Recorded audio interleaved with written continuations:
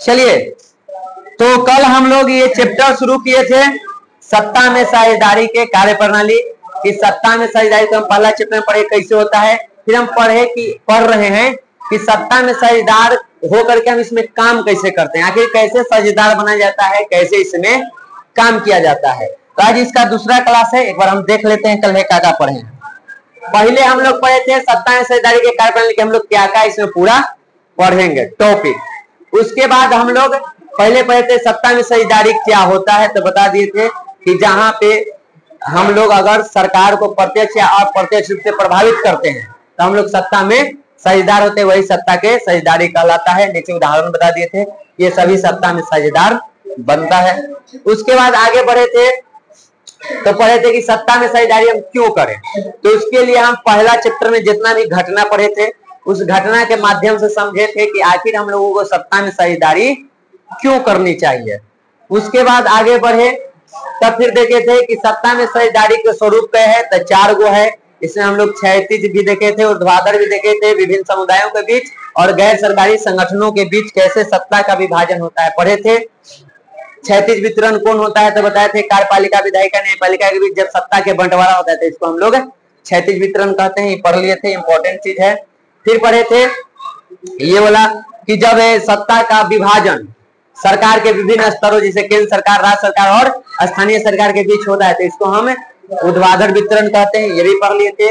और ये दोनों बंटवारा कैसे होता है, संविधान के द्वारा। हमने के भारतीय संविधान में विषय सूची है, उस विषय सूची के माध्यम से सरकारों के बीच खास करके केंद्र सरकार और राज्य सरकार के बीच सत्ता का क्या किया गया है, बंटवारा किया गया है। अब आगे देखो कि विषय सूची कितना था, तो बताए थे 3 विषय सूची है। संघ सूची जो केंद्र सरकार के लिए काम करता है यानी उसके विषय है, उसमें राज्य सूची जो राज्य सरकार के विषय है, और समवर्ती सूची जेका में दोनों मिल के काम करता है। हाँ, इस वाले में दोनों मिल के काम करेगा। उसके बाद बताए थे कि संघ सूची में मूल रूप से 97 विषय था, अभी 100 है। राज्य सूची में 66 था, अभी 61 है, और इसमें पहले 47 था, अब 52 हो गया। उसमें बता दिए थे कि संघ माने केंद्र सरकार कौन कौन से, कुछ उदाहरण दे दिए कि 100 में से कुछ उदाहरण है जैसे विदेशी मामला, रक्षा, राष्ट्रीय परिवहन, रेल, संचार, इंटरनेट, ये सभी से संबंधित मामले के लिए नियम कानून कौन बनाएगा, केंद्र सरकार। और पुलिस, राजकीय परिवहन, कृषि, जंगल, जल जैसे चीजों के लिए नियम कानून कौन बनाएगा, वो किसके अधिकार क्षेत्र में है, राज्य सरकार के। और शिक्षा, विवाह, तलाक जैसे मुद्दों पर सरकार नियम कानून कौन बनाता है, तो केंद्र सरकार और राज्य सरकार कोई बना सकता है, दोनों इसमें काम करता है। यहाँ तक ही पढ़े थे, क्लियर। आगे फिर क्या पढ़े, आगे हम लोग पढ़े थे इसमें कि आखिर विभिन्न समुदायों के बीच हम लोग ये बंटवारा जो होता है तो 4 प्रकार था, हम लोग उसी में से पढ़ रहे थे कि विभिन्न समुदायों के बीच भी बहुसंख्यक और अल्पसंख्यक को देखते हुए सत्ता का विभाजन किया जाता है, सबको सत्ता में भागीदार बनाया जाता है, ताकि न तो बहुसंख्यक अल्पसंख्यक का, न अल्पसंख्यक बहुसंख्यक का कोई एक दूसरे का शोषण न करे, बल्कि साथ मिल करके समाज में एक साथ रहे। इसके लिए हम यहाँ भी बंटवारा करते हैं। फिर चौथा पढ़े थे हम लोग गैर सरकारी संस्थाओं के बीच, जैसे ये सब संस्था है, ये सभी सत्ता में क्या करता है, बंटवारा करता है। उसके बाद फिर आगे गए तो हम लोग देखे कि हम लोग के शासन व्यवस्था 2 तरह के होता है, एक एकात्मक शासन व्यवस्था और एक संघात्मक। एकात्मक जेकरा में सरकार का एक ही स्तर होता है, जहां पे सिर्फ केंद्र सरकार होता है और कोई सरकार का स्तर नहीं होता है, उसे हम लोग एकात्मक शासन व्यवस्था कहते हैं। अगर पूछ देवे तो बस इतना ही लिखना है कि जहां पे सिर्फ केंद्र सरकार होती है और कोई सरकार का स्तर नहीं होता है, उसे हम एकात्मक शासन व्यवस्था कहते हैं। ऐसा व्यवस्था कहाँ है, ब्रिटेन, फ्रांस और श्रीलंका जैसे देशों में। उसके बाद पढ़े थे संघात्मक शासन व्यवस्था, जहां पे केंद्र सरकार के अलावे भी सरकार के स्तर पाए जाते हैं, जैसे राज्य सरकार और स्थानीय सरकार होते हैं, तो उसको हम लोग संघात्मक शासन व्यवस्था कहते हैं। जैसे हम लोग के भारत देखो तो भारत में केंद्र सरकार भी है, राज्य सरकार भी है और स्थानीय सरकार भी है, तो भारत एक संघात्मक शासन व्यवस्था वाला देश है। इसके अलावा इस तरह के व्यवस्था बेल्जियम में भी है और स्पेन में भी है। इतना पढ़े थे, एकात्मक संघात्मक का था। फिर आगे हम लोग क्या पढ़े, आगे पढ़े संघात्मक शासन की व्यवस्था कैसे होता है। 2 तरीके से होता है, एक कि छोटे छोटे देश मिल करके एक संगठन बनाते हैं, उसका एक नाम रखते हैं, उसका अलग एक संविधान होता है, अपना देश का अलग संविधान होता है, उसका अलग नागरिकता होता है, अपने देश का अलग होता है। तो ऐसे करके भी एक बनाते हैं। जैसे कि बताए थे कि अमेरिका में 50 छोटे छोटे राज्य मिल करके एक नया देश बनाए जिसका नाम है संयुक्त राज्य अमेरिका। उसी प्रकार स्विट्जरलैंड 20 अच्छे कैंटोन को मिला करके 26 कैंटोन मिल करके एक देश बनता है जिसका नाम है स्विट्जरलैंड। उसी प्रकार ऑस्ट्रेलिया 6 गो राज्य और 2 टेरिटरीज को मिला के 2 छोटे क्षेत्रों को मिला करके एक नया देश बनता है जिसका नाम रखा गया है ऑस्ट्रेलिया। तो ये पहला है संघात्मक शासन व्यवस्था, ये भी संघात्मक है। और एक हमारे भारत में आओ, तो हमारे भारत में क्या है, पूरे भारत को क्या किया गया है, छोटे छोटे टुकड़ों में बांट दिया गया है, राज्यों में यानी प्रांतों में इसको क्या कर दिया गया है, बांट दिया गया है ताकि शासन व्यवस्था बेहतर से चले। इसमें क्या हुआ है, 50 छोटे छोटे राज्य मिलकर के एक देश बने हैं। और हमारे देश में क्या हुआ है, एक देश पहले ही से था लेकिन शासन को बेहतर तरीके से चलाने के लिए उसको 28 टुकड़ों में छोटे छोटे इकाइयों में उसको क्या कर दिए हैं, बांट दिए हैं। और 8 यहाँ पे केंद्र शासित प्रदेशों में इसको बांट दिए हैं, ये किए हैं इसमें। तो ये दोनों तरह के होता है। तो ये अमेरिका वाला जहाँ छोटा छोटा राज्य मिलकर के एक नया देश बना था, एक हमने के भारत जो पहले से एक पूरा देश है लेकिन शासन व्यवस्था बेहतर से चले इसके लिए उसको छोटे छोटे टुकड़ों में क्या कर दिया गया है, बांट दिया गया है। तो यहाँ तक हम लोग पढ़ लिए थे। अब पढ़ना है हम लोगों को यहां से कि कौन से देश को हम कहेंगे कि वहां पे संघात्मक शासन व्यवस्था है, यानी संघात्मक शासन व्यवस्था में कौन कौन सी चीजें होती है, उसकी क्या विशेषताएं हैं, वही हम लोगों को यहाँ पर देखना है। आपके क्लास में कौन सा रहेंगे, है ना, ठीक। जब तो अब आ जाइए हम लोग यहाँ पे और यहाँ से काम करते हैं शुरू। संघात्मक शासन व्यवस्था के क्या विशेषताएं होती है। सवाल तुमको 2 नंबर 4 नंबर दोनों में पूछ सकता है कि संघात्मक शासन की 2 विशेषताएं बताइए, मतलब 2 नंबर का पूछ रहा है, या 2 नंबर में पूछ सकता है कि संघात्मक शासन व्यवस्था की विशेषता बताइए। तो 2, 3, 4 आपको इसमें जितना मिलेगा उनमें से 3, 4 लिख देना है। और अगर लॉन्ग में दिया 5, 6, अगर वो पूछा है 4 है, अगर क्वेश्चन करा है कि संघात्मक शासन व्यवस्था के 4 विशेषता बताइए तो हम 4 ही लिखेंगे, 5, 6 नहीं लिखेंगे। 4 पूछा है तो 4 ही, लेकिन अगर नहीं ऐसे दिया है तो स्वतंत्र है, आप 5, 6, 7 जितना इसमें से याद आता है लिखिए। यहाँ वाला याद रहेगा। तो भारत के संघीय शासन व्यवस्था की क्या विशेषताएं हैं, इससे मिलता जुलता है, 1-2 पॉइंट आगे पीछे हो सकता है। तो पहले जानिए कि किसी देश को हम कैसे कहेंगे कि वो संघात्मक शासन व्यवस्था है।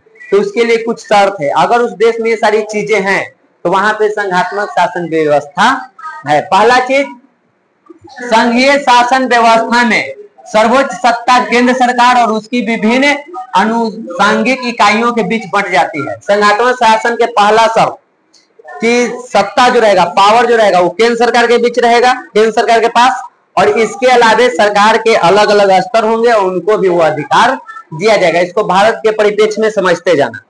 भारत में केंद्र सरकार है, मेन शक्तिशाली वही है, लेकिन इसके अलावा राज्य सरकार और स्थानीय सरकार है, और इसके पावर को, केंद्र सरकार के पावर को क्या किया गया है, राज्य सरकार और स्थानीय सरकार को दे करके पावर को क्या कर दिया गया है, बंटवारा कर दिया गया है, पृथकीकरण कर दिया गया है।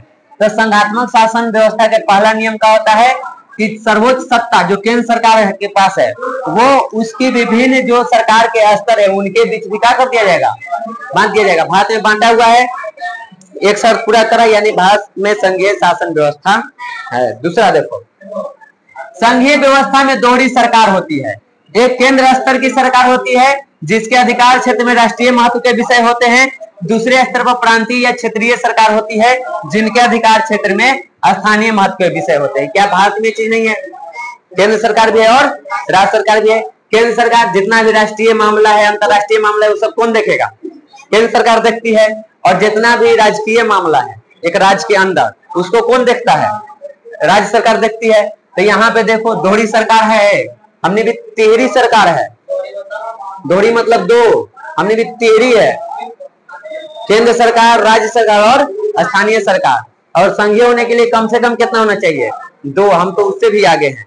तो इस नियम के अनुसार ही भारत संघीय शासन व्यवस्था है। अब सवाल तुमको ये भी पूछ सकता है, देखो जब चीज को समझ जाओगे सवाल कैसे भी पूछे तुम हल कर दोगे।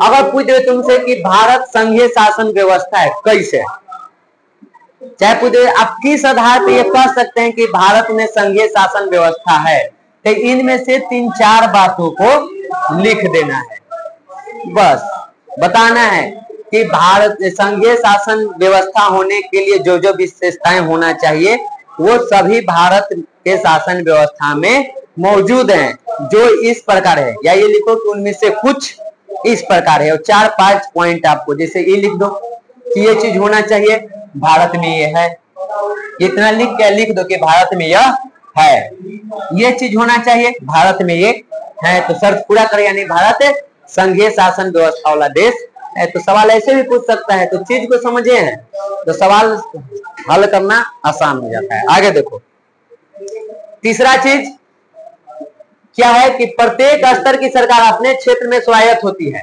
यानी चाहे केंद्र सरकार हो या राज्य सरकार हो, या फिर हमने भारत में बात करें तो स्थानीय सरकार हो, ये अपने क्षेत्र का मालिक खुद होता है, उसके काम में दूसरा सरकार हस्तक्षेप नहीं करेगा। ठीक, कुछ बताए हैं कल कि कुछ वैसे मामले हो सकते हैं कि कुछ खास मामलों में वो हस्तक्षेप करेगा, नहीं तो वो हस्तक्षेप नहीं करता है, समझ गए, मतलब उसमें वो टांग नहीं अड़ाएगा।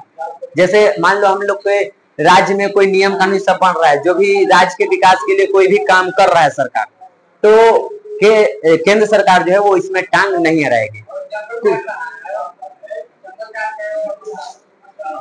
मान लो जैसे करा है कि जंगल काट के हम देश के विकास, अपना राज्य के विकास करेंगे, वहां पे फैक्ट्री वगैरह कुछ लगाएंगे, तो उसमें केंद्र सरकार देखेगी, पर्यावरण विभाग देखेगा। एक थोड़े यही तो है खासियत, पावर के बंटवारा है, एक व्यक्ति के पास या एक संगठन के पास या एक सरकार के पास पूरा पावर है ये नहीं, उसके लिए पर्यावरण विभाग भी तो है, पर्यावरण संरक्षण जो करता है वो भी उस पर आवाज उठा सकता है। अंतरराष्ट्रीय मामले में भी मामला उठ सकता है, अंतरराष्ट्रीय लेवल पे भी पर्यावरण को संतुलित करने के दृष्टि से देखो तो केंद्र सरकार भी उसमें मामला में हस्तक्षेप कर सकती है, लेकिन ज्यादातर मामलों में केंद्र सरकार हस्तक्षेप नहीं करती है, बहुत कम रेयर केस में वो चीज होता है। ठीक, तो सीधे सीधे याद रखना, प्रत्येक स्तर के जो सरकार होती है उसका अपना अधिकार क्षेत्र होता है, और उसके अधिकार क्षेत्र में दूसरा नहीं घुसेगा, दूसरे के प्रति वो जवाबदेह नहीं है। राज्य सरकार कभी भी केंद्र सरकार को नहीं बोलेगा कि हम क्यों ये नियम लागू कर रहे हैं। हाँ, जैसे कि मान लो तुमको जैसे कल एग्जांपल दिए कि 50,000 की जगह तुमको 1 लाख छात्रवृत्ति कर दिया जाए कि ग्रेजुएशन पास को 1 लाख देंगे, तो कभी भी केंद्र सरकार को राज्य सरकार जवाब नहीं देगी कि हम 1 करोड़ देंगे या 1 लाख देंगे, काहे दे रहे हैं, है ना। केंद्र सरकार पूछ सकती है, कोई अधिकार नहीं है। मान लो हमारे यहाँ अभी निकाल दो कि बिहार पुलिस में हम 1 लाख वैकेंसी निकालते हैं, तो क्या वो केंद्र सरकार से पूछ के निकालेगी? इसका स्वतंत्रता है, अपन निकालेगा। हाँ हाँ, दोनों लेता है, जो टैक्स आता है ना, तो टैक्स राज्य सरकार भी रखती है और केंद्र सरकार के भी पास जाता है, क्योंकि केंद्र सरकार, अब जैसे मान लो यहाँ पे है एक संस्था है, इसमें एक और रहे, तो यहाँ पे जो चलाएगा उसको तो मिलना चाहिए व्यवस्था चलाने के लिए, और बचल खुचल पैसा जो मेन मालिक है उसको भी तो मिलना चाहिए, तब ना वो बाकी सबको देखेगा। अगर सब राज्य अपने पास से पैसा रख ले कि हमारे राज्य के टैक्स से हम ही रखेंगे, तुमको नहीं देंगे, तो बताओ केंद्र सरकार के पास कहां से पैसा आएगा? और केंद्र सरकार के पास जब पैसा नहीं आएगा तो वो कैसे काम करेगी? क्योंकि उसका काम पूरे राष्ट्रीय लेवल पे होता है और अंतरराष्ट्रीय लेवल पे होता है। तो सभी राज्य के जो टैक्स जमा होता है उसमें से कुछ हिस्सा राज्य सरकार रखती है और कुछ हिस्सा केंद्र सरकार, दोनों रखती है।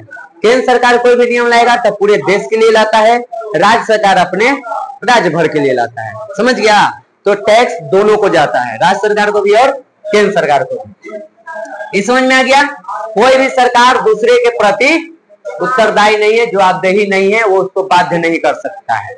उसके बाद देखो, अलग अलग स्तर की सरकार एक ही नागरिक समूह पर शासन करती है। केंद्र सरकार किस पे शासन कर रहा है? हम पे। राज्य सरकार किस पे शासन कर रहा है? हम पे। और हमारा स्थानीय सरकार हम पे।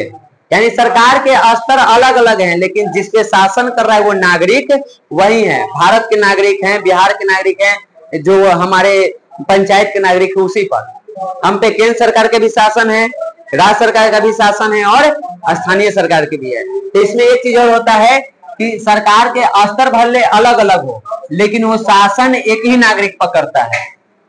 अब इसमें हो सकता है कि उत्तर प्रदेश की सरकार सिर्फ उत्तर प्रदेश के नागरिकों पर शासन कर रहा है, तो क्या उस पर केंद्र सरकार का शासन नहीं है? तो राज्य सरकार न कर रहा है, स्थानीय सरकार वहां के लोगों पर कर रहा है, तो वही नागरिक पर न कर रहा है जगह पर राज्य सरकार करता है, जगह पर केंद्र सरकार करता है। तो हैं हम एक ही, लेकिन शासन वो तीनों कर रहा है। ये चीज समझ में आया? एक ही व्यक्ति पर, एक ही नागरिक पर केंद्र सरकार भी शासन कर रहा है, राज्य सरकार भी और स्थानीय सरकार भी।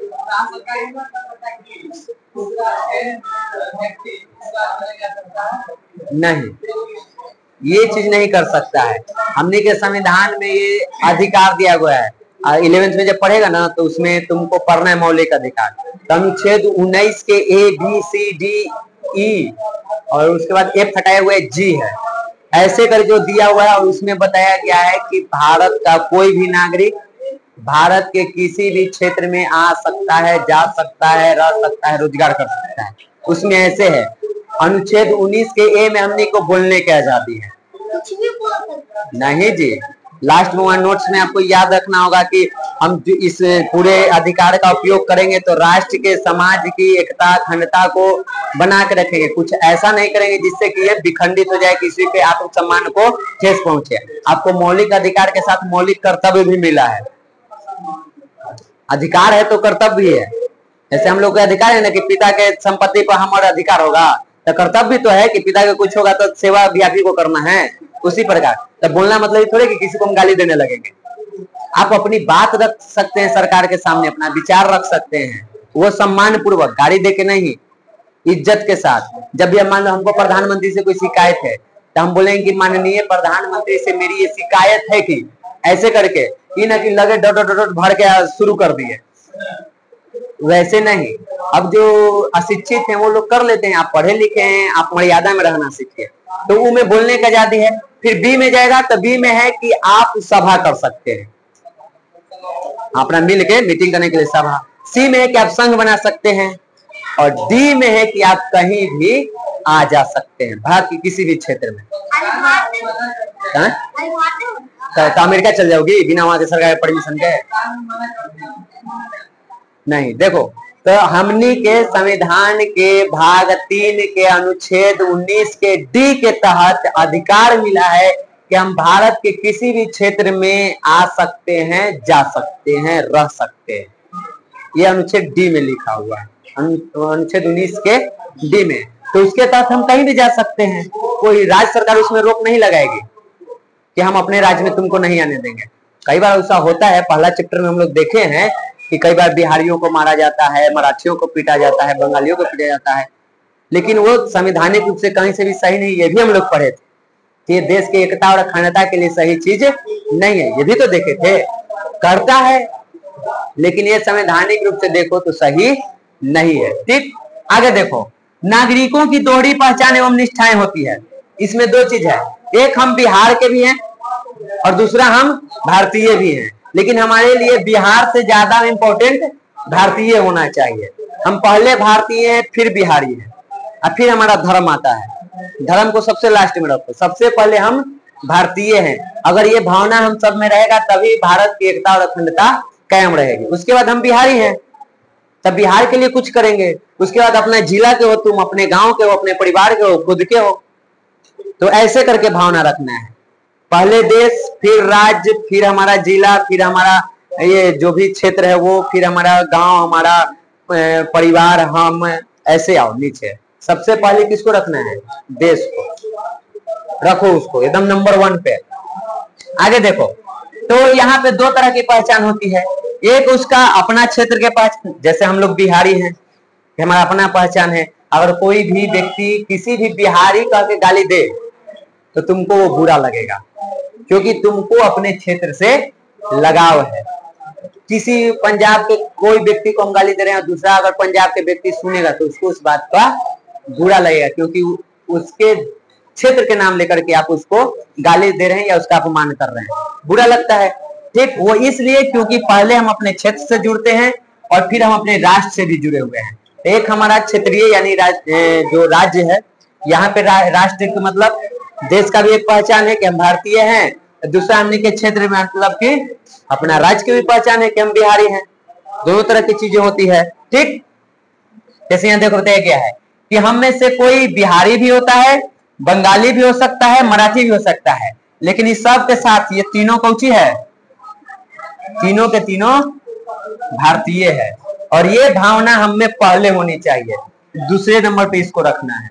सबसे पहले भारतीय है, चाहे किसी भी जाति धर्म क्षेत्र के हों, वो मायने नहीं रखता है। सबसे पहले हम भारतीय हैं और जो हमारे देश में रहता है वो भी भारतीय है, बाकी चीजें बाद में।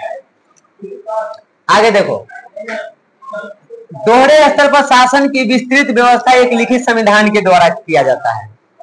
राज्य सरकार के अपना अधिकार है और केंद्र सरकार के अपना अधिकार है, तथा मुजबानी संविधान में लिखा गया है, विषय सूची है, और विषय सूची में के कामों को क्या कर दिया गया है, बांट दिया गया है। तो दोनों स्तर के जो सरकार होते हैं उनका क्या अधिकार होगा, उसको लिखित संविधान के द्वारा बता दिया जाता है, बांट दिया जाता है। ये भी संघात्मक शासन व्यवस्था की विशेषता है। उसके बाद विभिन्न स्तर की सरकारों को अधिकार संविधान में स्पष्ट रूप से लिख के दे दिया जाता है। जैसे हम लोग पढ़े ना कि विषय सूची में देवल है कि तोरा कौन कौन काम करना है, उस क्षेत्र से आगे तू नहीं जा सकता है, तुम्हारा यही क्षेत्र है, इसी में करेगा। तो वैसे ही लिख करके ये दे दिया जाता है। इससे क्या होता है कि दोनों सरकार में कभी टकराव नहीं होगा, दोनों का अपन अपना अधिकार देवल है, अपन अपन पावर है, तो अपन अपन पावर के अनुसार अपने अपने अधिकार के अनुसार कार्य करता है। ना हम तोर में जाएंगे ना तू हमर में आवो, ऐसे करके इन दोनों को क्या कर दिया जाता है, बांट दिया जाता है। और ये सब हमने अभी जितना ही पढ़े, ये सारी विशेषताएं हमारे भारत के शासन व्यवस्था में है। इसीलिए भारत को संघीय शासन व्यवस्था कहा जाता है कि यहाँ पे संघीय शासन व्यवस्था भी है, संसदीय व्यवस्था भी है, लोकतांत्रिक शासन व्यवस्था भी है। समझ गए? आगे देखो, विशेषता में और कहना चाहिए, संविधान के मूल प्रावधानों को किसी एक स्तर की सरकार अकेले नहीं बदल सकती है। जैसे मान लो हमने के मौलिक अधिकार है, हम मौलिक अधिकार में सरकार चाह रही है केंद्र सरकार के बदलाव कर दें, तो नहीं कर सकती है। आपको राज्य के सरकार से भी समर्थन लेना होगा। लगभग लगता है कि आधा है, यानी 28 राज्य है ना, तो 14 राज्यों से आपको समर्थन लेना होगा, तो नहीं होगा, कम से कम 14। अब कंफर्म नहीं याद है, बहुत दिन हो गया रिवीजन में है, लेकिन जहां तक हमको याद है आधा राज्य है, यानी कि 28 राज्य है, तो कम से कम 14 राज्यों की सहमति होनी चाहिए, तभी जाकर के आप संविधान के मूल प्रावधानों में, जैसे मान लो हमने के मौलिक अधिकार है, उसमें बदलाव कर सकते हैं, अकेले नहीं। राज्य सरकार तो कर ही नहीं सकती है, उसको पावर नहीं है। जब भी संविधान में बदलाव करता है तो कौन? केंद्र सरकार। अब उसमें दो तरह के नियम है, एक है जो हम आसानी से बदल सकते हैं और एक है जिसको हम आसानी से नहीं बदल सकते हैं। उसके लिए बहुत कठिन प्रक्रिया अपनाना पड़ता है कि अब मान लो 14 को राज्य के सहमति लेना आम बात नहीं है। अगर एक भी कमा तो आपका वो विधेयक पास नहीं होगा, आप उस चीज में बदलाव नहीं कर पाएंगे, ना तो नया जोड़ पाएंगे ना कुछ हटा पाएंगे। तो दोनों स्तर की सरकार की सहमति होना चाहिए, तभी हम बदलाव कर सकते हैं मूल प्रावधान में, यानी जो मेन नियम है उसमें। कुछ नियम है जिसको हम आसानी से बदल सकते हैं। आगे देखो, एक स्वतंत्र न्यायपालिका की व्यवस्था होनी चाहिए।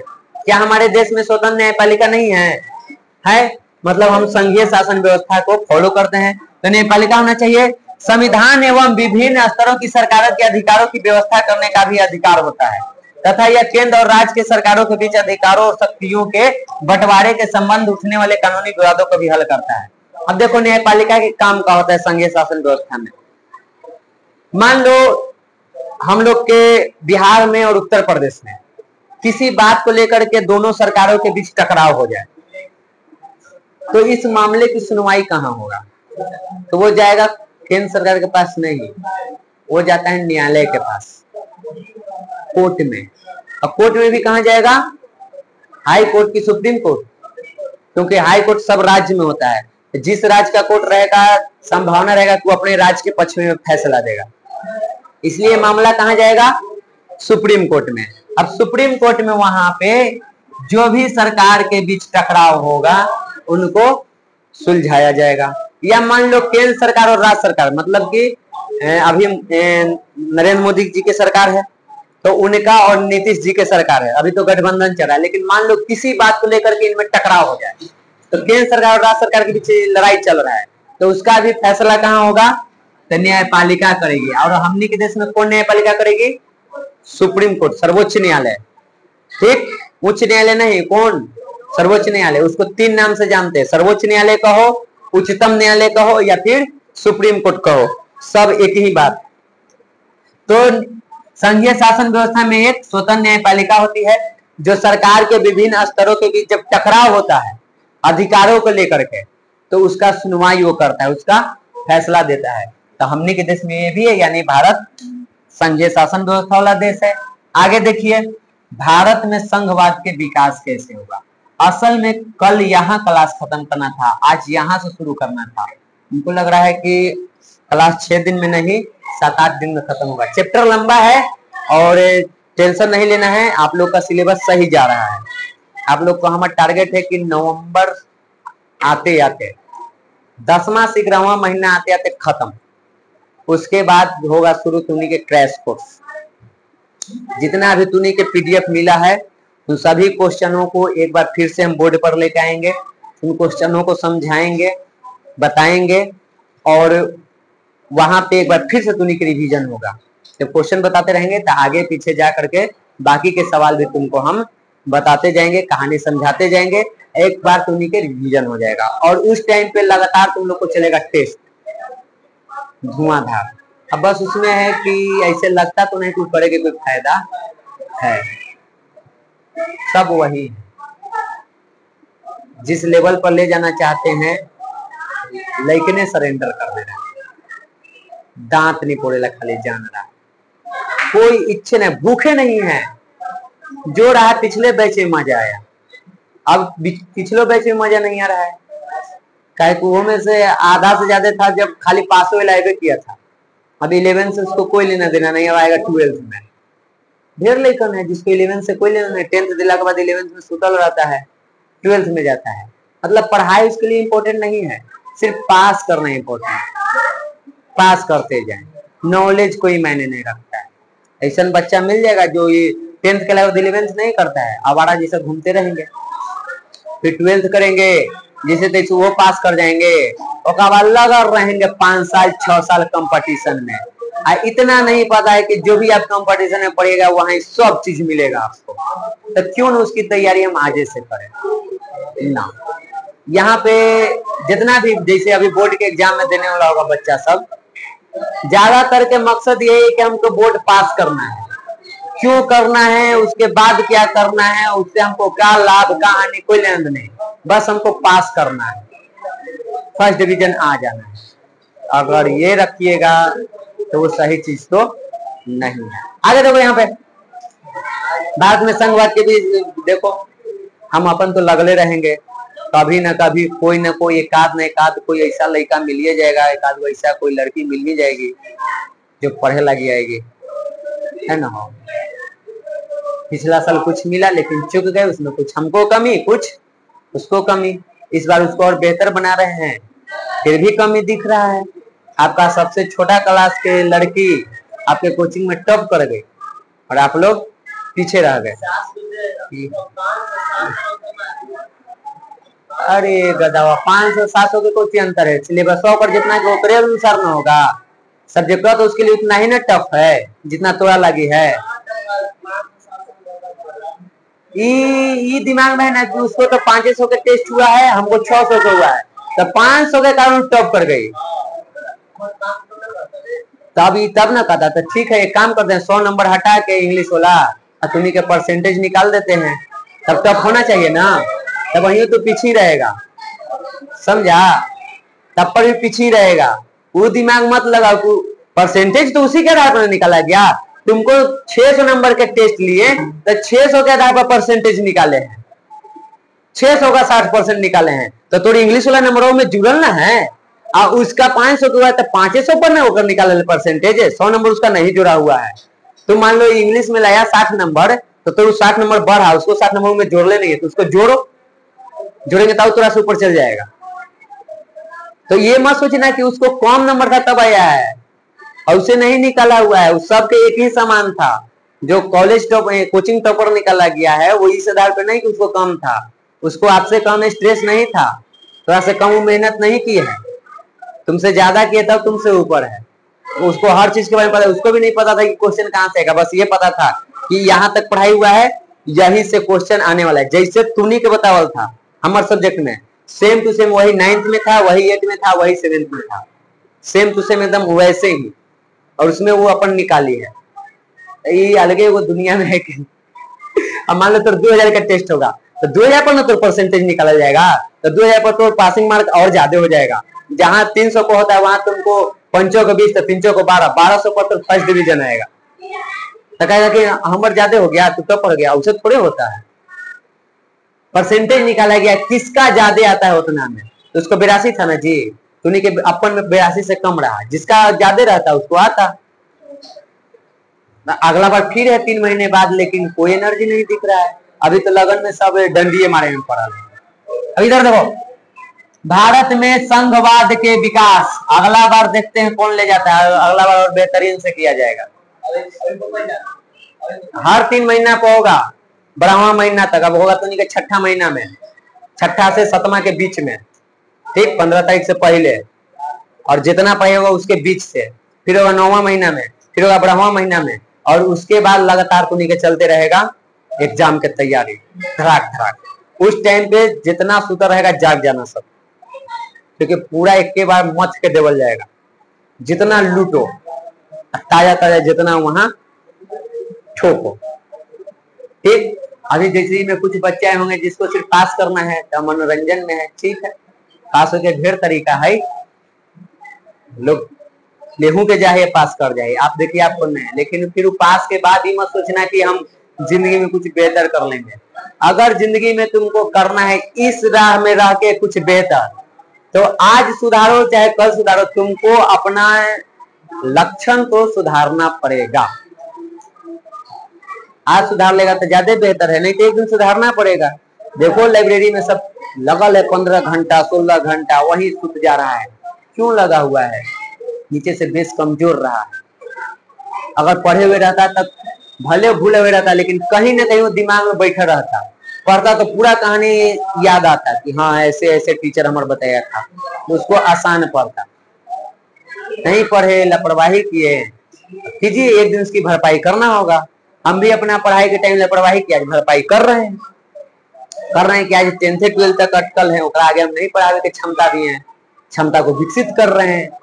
और यही चीज अगर पहले किए रहते तो और अपर लेवल में भी कर सकते थे ना, तो भरपाई करने पड़ा।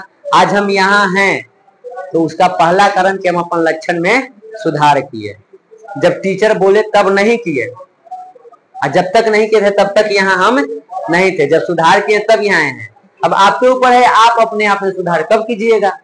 नहीं कीजिएगा तो भेड़ बकरी तो जी लेती, हमने आदमी ना जी लेंगे, उन्हें जी लेंगे, वो कुत्ता जी लेता है अपन जिंदगी, हमने तो इंसान है, जी ही लेंगे। कैसे चोरी चकारी डकैती कुछ करके तो जी ही लेंगे, झूठ साँच, एकड़ उकड़ जमीन बिकवा देंगे। आजकल जमीन ज्यादा बिकी थी सर मेरा पर, कोई बूढ़ी बुजुर्ग औरत है, बूढ़ा है, 80 लाख के जमीन पर 80,000 में अंगूठा लगा के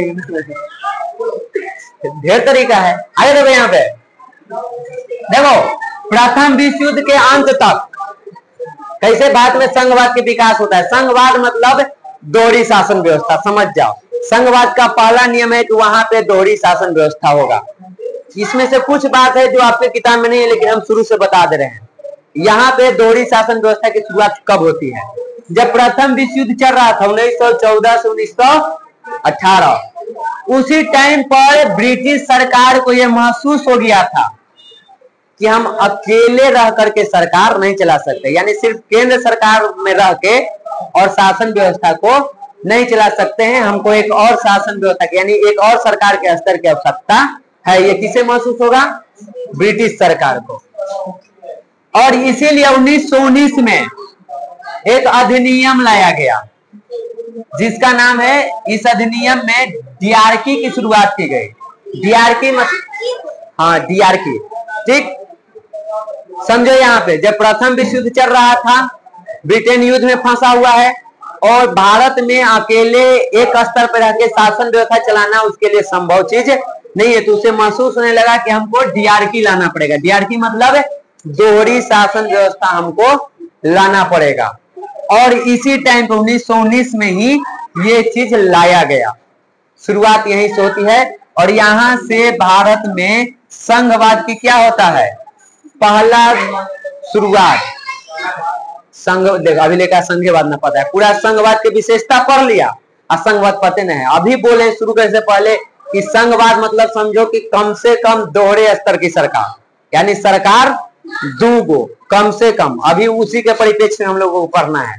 ठीक, तो यहाँ पे ये पहला कदम था। पूर्णतः ये चीज लागू नहीं हुआ था, दोहरी सरकार यहाँ से बन नहीं जाता है, लेकिन ये पहला कदम था जहां से दोहरी सरकार की संभावना दिखने लगी थी। उसके बाद 1935 का जब अधिनियम आया, भारत सरकार अधिनियम 1935, तो इस अधिनियम में प्रांतीय सरकार की स्थापना किया गया। शुरुआत कब हुआ था, यहां से ये चीज दिखने लगा था, लेकिन पूर्णतः लागू नहीं हुआ। लेकिन 1935 में जब भारत सरकार अधिनियम आया तो उसके तहत प्रांतीय स्वायत्तता के लिए प्रदान किया गया, यानी कि विशेष रूप से इसको ध्यान दिया गया कि एक और स्तर की सरकार बननी चाहिए। और तब से यहाँ पे शुरू हो जाता है प्रांतीय सरकार। उसके बाद ये तो है तो तुमने के लंबा खत्म होगा नहीं, रुक जाओ, एक लाइन ही पढ़ लो। कल भारत के संघीय शासन व्यवस्था पढ़ेंगे। भारत में संघीय शासन व्यवस्था क्या विशेषता है कल देख लेंगे, आराम से पढ़ेंगे, कोई दिक्कत ना है, सिलेबस के खत्म हो जाएगा। ठीक, अब देखो यहाँ पे स्वाधीनता आंदोलन, यानी जब हम स्वतंत्रता की प्राप्ति के लिए जब आंदोलन कर रहे थे, उसी दौरान राष्ट्रीय संघर्ष का नेतृत्व करने वाली कांग्रेस पार्टी ने शुरू से ये बात किया था कि हम लोग के देश में संघीय शासन व्यवस्था होना चाहिए। जब देश की आजादी के लिए आंदोलन चल रहा था तभी संघीय शासन व्यवस्था मतलब दोहरी सरकार होनी चाहिए, केंद्र में और एक राज्य में। इसका समर्थन कौन कर रहा था, कांग्रेस पार्टी। ठीक, 1946 में जब हमने के संविधान सभा के गठन होता है, ये याद रखना, आजादी से पहले ही संविधान बनने का काम शुरू हो गया था, चुनाव हो गए। अभी पूरा कहानी जानना है तो 11th पढ़ना पड़ेगा तुमको। हाँ, कहाँ तूने ये पढ़ा जे ना जा, ये सब ना पढ़ावल है।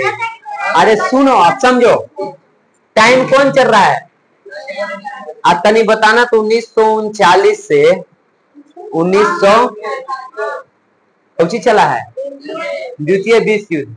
और इस विश्व युद्ध के दौरान ब्रिटिश सरकार को अनुभव हो गया था कि अब भारत में शासन व्यवस्था चलाना मुमकिन चीज नहीं है। ये टाइम पर गांधी जी कह दिए थे करो या मरो।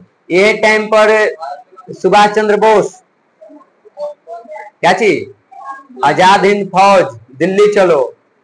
वो जो तू बोल रहा है भारत छोड़ो आंदोलन चल रहा था, भारत छोड़ो आंदोलन, क्वाइट इंडिया, और नारा दिए थे डू और डाई, करो या मरो, कि अगर अभी नहीं प्राप्त किया तो फिर मौका नहीं है। तो कई सारे कारण बन गए थे, आर्थिक स्थिति से भी कमजोर हो चुका था ब्रिटेन, तो ब्रिटेन को लग चुका था कि अब हम यहाँ पे नहीं रह पाएंगे। इसलिए 1946 में ही उसने संविधान सभा के गठन करने का आदेश दे दिया था, परमिशन दे दिया था कि अब कीजिए। आजादी से पहले संविधान सभा के कईयों को बैठक हो चुका था, ठीक ना, आजादी मिलने से पहले ही।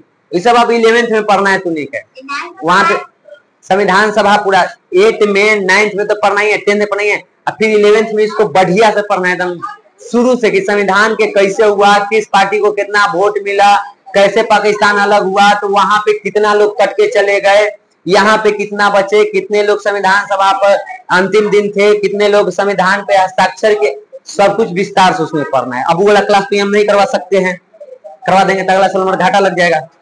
अब यहाँ पे देखो, तो जब यहाँ पे ये याद रखना कि संविधान सभा के गठन कब हुआ था, 1946 में, और उसी टाइम पर इसका आधार ही था संघवाद। संविधान सभा का भी कहा था कि शासन व्यवस्था का कैसन संघीय शासन प्रणाली को लाया जाएगा, जिसमें एक तो केंद्र में सरकार रहेगा, दूसरा प्रांत में रहेगा, और वहां पे विधानसभा होगा। तो क्या विधानसभा नहीं है, न पढ़ाए थे 7th और 8th में करके, 7th में तो इसमें से कुछ नहीं था, 8th में तो था। तो बताए थे कि 8th में जैसे लोकसभा वैसे 7th में क्या है, विधानसभा, यानी जैसे आप विधानसभा को पढ़िएगा 7th क्लास में, वैसे ही पढ़ना था लोकसभा 8th क्लास में, सेम टू सेम, खाली संख्या के अंतर है, काम दोनों के एक के जैसा, बहुत सारा, एकदम 90-95% दोनों में समानता है, 99 भी कहो तो कोई दिक्कत नहीं है, बस 2-4 चीज हैं जो एक दूसरे से भिन्न है, नहीं तो दोनों का है एक समान। तो केंद्र सरकार में लोकसभा जहां जनता के प्रतिनिधि होंगे, राज्य सरकार में विधानसभा जहां जनता के प्रतिनिधि होंगे, उसमें भी 5 साल, इसमें भी 5 साल, कई सारी समानताएं हैं। ठीक, तो यहाँ विधानसभा द्वारा सांप्रदायिक निर्वाचन प्रणाली के द्वारा चुने गए थे और देशी रियासतों के अधिकतर प्रतिनिधि को उनके शासकों ने नामाजत किया था। अब देखो, संविधान सभा का जब गठन हुआ था ना, तो उसमें संविधान बनाना था, तो सवाल था कि संविधान बने कैसे, ताकि देश के लोग बनाएंगे। तो देश में उस टाइम पे जनसंख्या हमने के लगभग 40 करोड़ के आसपास था, तो क्या 40 करोड़ लोग मिलकर के संविधान बनाएंगे? तो कहा कि एक काम कीजिए, चुनाव करवा लीजिए और चुनाव करवा करके भेजिए। तो उस टाइम हम लोग 2 भाग में थे, एक जो ब्रिटेन के कब्जा में था उसको प्रांत कहते थे, ब्रिटिश प्रांत, और एक जो था वो रियासत था, यानी वहां पे राजा हुआ करता था, वो था सरकार के अधीन है लेकिन वो राजा रहता था। तो ऐसे करके जो ब्रिटिश सरकार के क्षेत्र था, जो प्रांत था, जो राज्य, वहां से चुनाव होकर के लोग आए, और जहां पे देशी रियासत था, यानी जहां पे राजा था, नवाब था, उन्होंने अपने क्षेत्र से अपने मन से लोगों को भेजे, और ऐसे करके वहां पे संविधान सभा में लोग शामिल होते हैं, और शामिल होने वाले में लोग हैं 389। संविधान सभा में कितना था? 389 लोग। एवं हमारा कंफ्यूजन हो जाता है बार बार कि बंटवारा से पहले कितना था, बंटवारा के बाद, हम कंफ्यूज होते क्यों लहू में क्यों लही में। 389 में था, बंटवारा के बाद कितना बचा था? 299। हम कभी कभी कंफ्यूज हो जाते हैं, अभी क्लियर है। ठीक, इसमें 389 है ना, इस 389 में से 93 लोग आए थे देशी रियासत से, यानी वैसे लोग जिसको राजा ने भेजा था, और बचे जितने भी मिले वो सब कहां से आए थे? चुनाव लड़के, यानी चुनाव हुआ था और चुनाव करके आए थे, उसको राजा भेजा था अपना क्षेत्र से। जैसे मान लो मेरा क्षेत्र है, हम यहाँ के राजा हैं, तो यहाँ से हम अपना आदमी भेज दिए, 10 लाख कोई को भेजना था। मान लो हमारे देश में, हमारे जितना दूर हमारे शासन है वहां 20 लाख जनसंख्या है, तो हम अपना भी से कई आदमी भेजेंगे? 2 गो। जहाँ 10 लाख वहां 1 गो, कहीं 30 लाख है तो 3 गो, ऐसे करके 93 लोग आए। कैसे? देशी रियासत से। ये सब अभी तुमको इम्पोर्टेंट ना है, 11th में पढ़ना है। और बचे जितने भी आएंगे माइनस कर लो, वो सब कहां से आया? चुनाव होके, वैसन क्षेत्र से जहां ब्रिटिश सरकार डायरेक्ट शासन करता था। देशी रियासत में ब्रिटिश सरकार डायरेक्ट शासन नहीं करता था, अपने यहाँ है, हमारे नीचे तू है, तब तो नीचे जनता है, तो ये देशी रियासत है। और जहां पे हम है, हमारे नीचे जनता है, वो ब्रिटिश सरकार के प्रांत था। इन दोनों जगहों से मिलाकर के 389 लोग आए। इन लोगों ने संविधान को बनाया, और इन्हीं के द्वारा यहाँ पे आगे बताया जाता है कि इस तरह से विविधता को मान्यता देने के साथ राष्ट्रीय एकता के मूल्यों को संवर्धन के लिए भारत में संघीय शासन व्यवस्था को स्थापना किया गया। अब हुआ था, ये 389 लोग जो हैं वो अलग अलग क्षेत्र से, अलग अलग जाति के, अलग अलग धर्म के, अलग अलग भाषा के, अलग अलग लिंग के, क्योंकि इसमें महिलाएं भी थी, टोटल 15 महिला थी इसमें। ठीक, तो सब लोग इसमें शामिल हुए थे। इससे क्या हुआ कि जब संविधान बन रहा था तो हर वर्ग, हर जाति, हर धर्म, हर क्षेत्र, हर लिंग के अधिकारों का, उनके मांगों को ध्यान में रखा गया, और उसको रखते हुए हमने के संविधान को बनाया गया। और संविधान में हमने क्या अपनाया? कौन सा गया? संघीय शासन व्यवस्था। क्यों अपनाया गया? ताकि हमारे देश में जो विविधता है उसमें एकता कायम रहे, अनेकता में एकता बना रहे। उसके लिए जरूरी था कि संघीय शासन व्यवस्था अपनाए, राज्य को अपना शक्ति दे दे ताकि वो अपने क्षेत्र में बेहतर विकास कर पाए। अब मान लो बिहार में तमिलनाडु की सरकार बेहतर कर सकती है, वहां के भाषा, खान पान, रीति रिवाज अलग है और हमारा अलग है, तो यहीं के ना कर सकता है, इसलिए इसको अलग बांट दिया। फिर केंद्र सरकार है जिसके वजह से हम लोग एक भी हैं, तो अनेकता भी है और हम लोग में एकता भी है, तो वो ऐसे ही किया गया। ये कहो कि हम लोगों को सत्ता में क्या कर दिया गया? विभाजन कर दिया गया, और कुछ में सत्ता में शक्ति दे दिया केंद्र सरकार को और कुछ राज्य सरकार को, ताकि कोई परिवर्तन, कोई दिक्कत न हो। केंद्र सरकार पूरे देश के लिए काम करेगी, राज्य सरकार अपने क्षेत्र के लिए काम करेगा। हाँ, उनको तो इनका जनक कहा जाता है। तो यहाँ पे अभी नहीं पढ़ना है अम्बेडकर जी के बारे में, तुमको सिलेबस के आधार से में चलना है। 11th में पहला चैप्टर है भारतीय संविधान में संविधान कब कैसे और क्यों, खत्म हुआ यहीं तक। बाकी देखो भारतीय संघीय शासन व्यवस्था की क्या विशेषताएं हैं, इसको हम लोग कल देखेंगे।